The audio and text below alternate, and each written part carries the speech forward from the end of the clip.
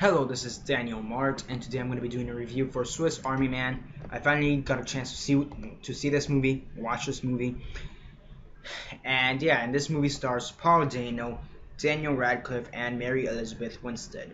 So yeah, before I begin though, 10-second spoiler warning as usual. For those who have yet to actually watch this movie and haven't already, stop the video, go check it out, and come back and watch the rest of this review. 10-second spoiler warning as usual, starting now.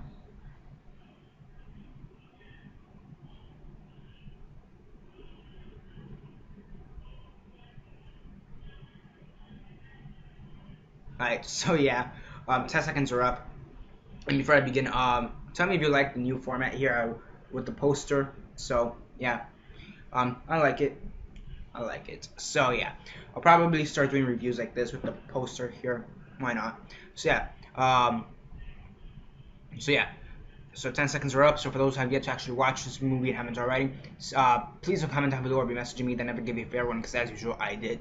So as usual, quick synopsis, likes and dislikes, and then the rate. So basically, for this movie, you basically have Paul Dano and Daniel Radcliffe. And Paul Dano at the beginning of the movie is about to commit suicide because he's on this little island, and all of a sudden, Daniel Radcliffe's character kind of washes up on shore. And come to find out that he is a corpse. So, you know, Hank, who is Paul Dano, thinks that Manny, who is Daniel Radcliffe, Hank believes that Manny is dead. So when he's about to commit suicide, Manny basically comes back to life, and he's a talking zombie, I guess theoretically.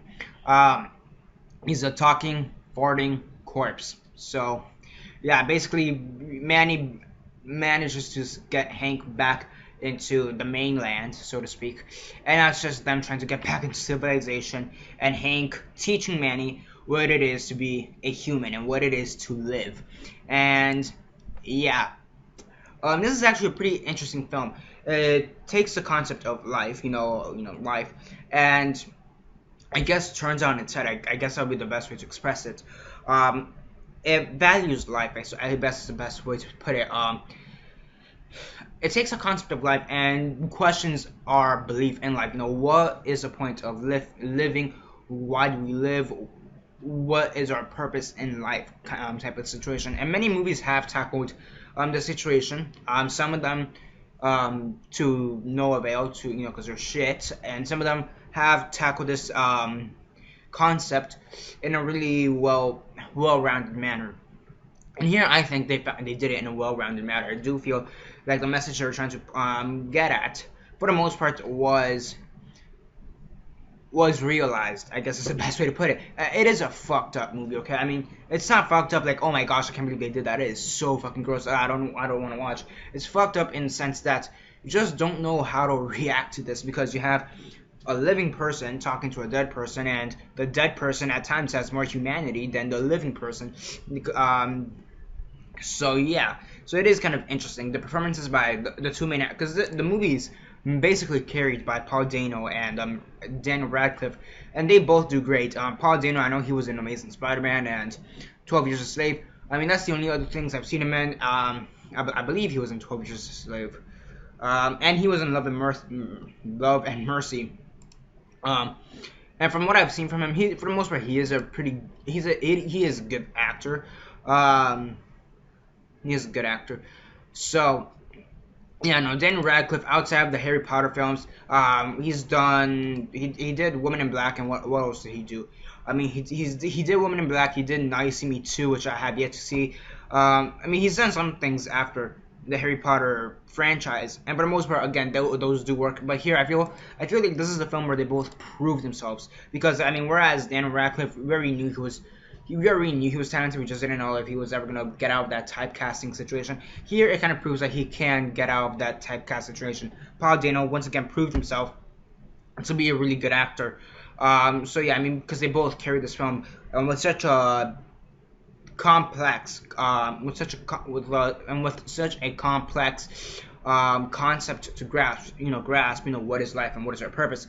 It was really well done, well realized. I will say though, the last 5 minutes of this movie, I don't get it. Like I don't get the last 5 minutes. So the last 5 minutes, they're at this beach. Everybody's at this beach. You have you have Paul Dano, you have Daniel Radcliffe, you have Mary Elizabeth Winstead, and some of the other extras basically, and they're all looking at, they're about to arrest Hank because they think he's gone crazy and whatever. And all of a sudden the corpse starts farting because he went back to death, I suppose. He died again. And all of a sudden, towards the end of him, he, I guess, comes back to life again, and he just decides to fart away into the sunset. And it's just such a the ending, I will say, is odd. Okay, I don't understand the last the last 5 minutes. I really do not get it. So yeah, but it's not like in Birdman. Like here, the thing I don't understand about Birdman, which I kind of have to use as an example, is the fact that in that movie they gave an ambiguous ending, and I just didn't like it at all. I just didn't like the possible turnouts. Here, I'm not saying I don't like it, but at the same time, I don't like it, but I don't hate it. It's just like kind of there. I'm like, okay, so that's how you decide to close your movie. Okay. Um. Okay. I mean, that's kind of how I thought. I just didn't understand it, but I'm like, I wasn't really infuriated by it, like I was in Birdman. So yeah, I mean that and Birdman kind of lost its footing towards the end, because in Birdman, it was like one continuous shot to like the very end where they decided to cut it, which kind of pissed me off too. But besides the point. Yeah, this is a good film. The writing is great. I just like how I like the way they kind of handled the concept of life and what is your purpose and all that. Overall, that was really well done in my opinion. Again, the writing is great and probably one of the few movies that make fart jokes funny. So yeah, on a scale of 1 to 10, 1 being the worst, 10 being the best, and 6 being decent, I'll give it a 7.5 out of 10, okay? I'll give it a 7.5 out of 10. Still a good movie. I just didn't know exactly what... it's one of those things I just don't know where to put it. It's somewhere between 7 and 8 for me, so I'll just say 7.5 out of 10. So yeah, that's basically it for now. Subscribe, comment down below, like the video, share on Facebook, Twitter, MySpace, or whatever you prefer. And that's basically it for now. This is Daniel Mart signing off.